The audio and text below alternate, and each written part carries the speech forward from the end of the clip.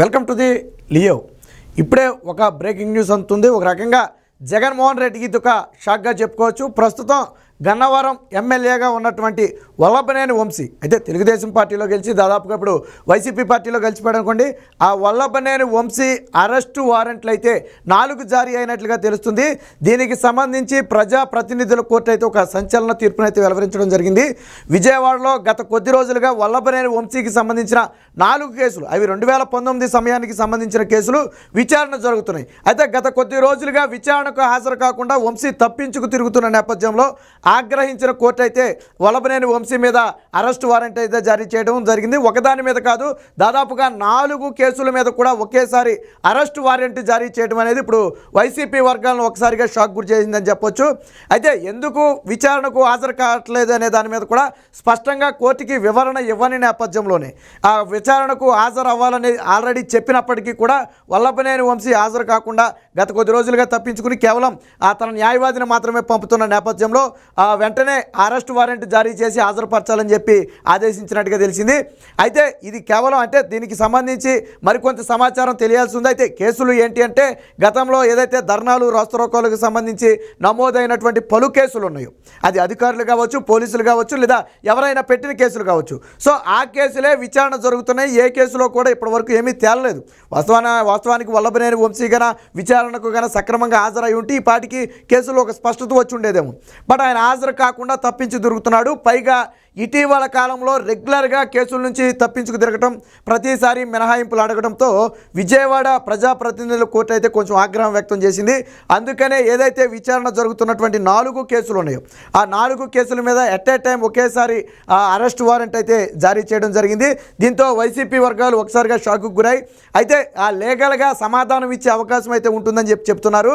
ఒకవేళ సమాధానంతో కన్నా కోర్టు కన్నా సంతృప్తి చెందకపోతే అప్పుడు వెంటనే వల్లభనేని అరెస్ట్కి అయితే ఆదేశాలు కూడా జారీ చేయొచ్చు అని చెప్పి తెలుస్తుంది. అయితే తన లీగల్ టీం ద్వారా ఏ విధంగా ప్రొసీడ్ అవుతారు, మరి ఎందుకు తాను కోర్టుకి మినహాయింపు కోరాడనే విషయాలు అయితే ప్రస్తుతానికి తెలియదు. అవన్నీ కూడా తన న్యాయవాది ద్వారా కోర్టుకి అయితే తెలియపరచాల్సి ఉంటుంది.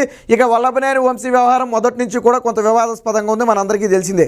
తెలుగుదేశం పార్టీలో గెలిచిన తర్వాత వైసీపీ పార్టీలోకి వెళ్ళటమే కాకుండా టీడీపీ అధినేత చంద్రబాబు గారి మీద కానివ్వండి, లేదా భువనేశ్వర్ గారి మీద, అలాగే నారా లోకేష్ మీద తీవ్రమైన విమర్శలు చేయడం జరిగింది. దాంతో రాష్ట్ర వ్యాప్తంగా టీడీపీ అభిమానుల ఆగ్రహానికి గురవడం జరిగింది. కేవలం గన్నవరం మాత్రమే కాదు, రాష్ట్ర వ్యాప్తంగా ఉన్నటువంటి టీడీపీ అభిమానులందరూ కూడా వల్లభనేని వంశీ మాట్లాడిన మాటల పట్ల నాడు చంద్రబాబు గారు నిండు అసెంబ్లీలో కన్నీటి పర్యంతం అవడంలో వల్లభనేని వంశీ పాత్ర కూడా ఉంది.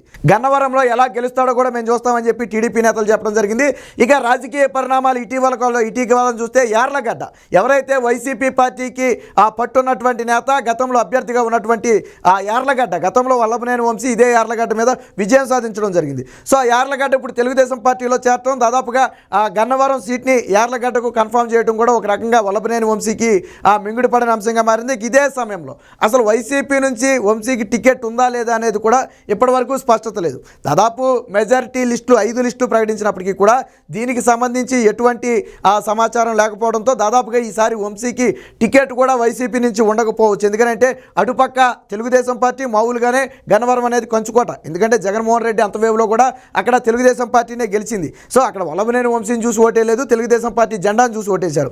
ఇప్పుడు బలం ఉన్నటువంటి వైసీపీ నేత అయినటువంటి యార్లగడ్డ తనతో పాటు వైసీపీలో ఉన్నటువంటి కేడర్ మొత్తాన్ని కూడా ఇటువైపు తీసుకురావడం జరిగింది. దీంతో పూర్తిగా బలహీనమైపోయింది వైసీపీ. అలాంటి పరిస్థితుల్లో వల్లభనేని వంశీ మీద ఉన్న వ్యతిరేకత మరింత ప్రమాదంగా మారుతుంది పార్టీకి అనే ఉద్దేశంతో ఈసారి టికెట్ కూడా లేదని చెప్తున్నట్టుగా తెలిసింది. ఏది ఏమైనా ఆల్రెడీ టికెట్ ఉందో లేదో సందిగ్ధంతో సతమతమవుతున్న వల్లభనేని వంశీకి ఈరోజు విజయవాడ ప్రజాప్రతినిధుల కోర్టు ఒక గట్టి షాక్గానే ఇచ్చిందని చెప్పొచ్చు. 4 కేసులకు సంబంధించి హాజరు కాకుండా తప్పించుకు తిరగడంతో ఆగ్రహించి దీనికైతే వారెంట్ జారీ చేయడం జరిగింది.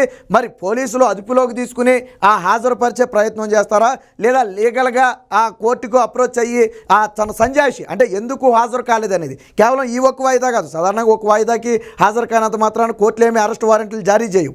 బట్ గత కొద్ది రోజులుగా పదే పదే హాజరు కాకుండా కోర్టు హాజరు కావాలని ఆదేశాలు ఇచ్చినప్పటికీ కూడా ఏదో ఒక సాకు చెప్పి తప్పించుకునే ప్రయత్నం జరుగుతుంది.